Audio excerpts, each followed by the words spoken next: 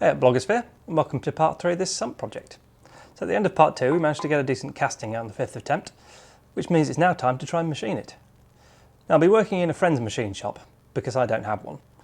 And that means that filming is going to be a little trickier, so I suspect this video is just going to be a sort of collection of bits and bobs that I managed to get here and there.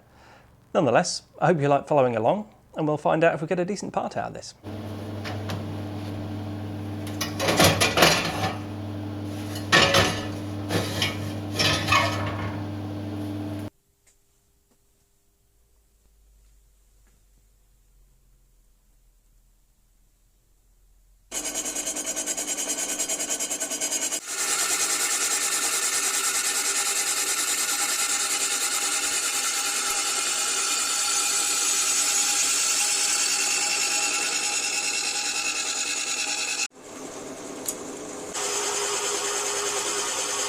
To 750.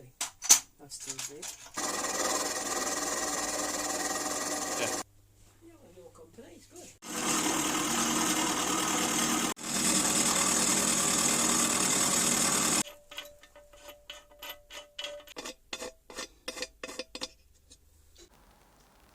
And there it is, finished and ready to use. In addition to doing the machining, I also sent it out for methacrylate sealing, because even the best, most professionally done aluminium castings are porous to a certain extent. And given the hassle I had getting a decent pour of this, I'm sure it'll be no exception. So I figured it'd be cheap insurance. If you'd like to see this going onto the engine, make sure you subscribe to the channel, because hopefully those videos will be along soon. And you never know your luck, there might be a bit more foundry stuff at some point as well. But that's it for now. Thanks for watching. Ta-ra.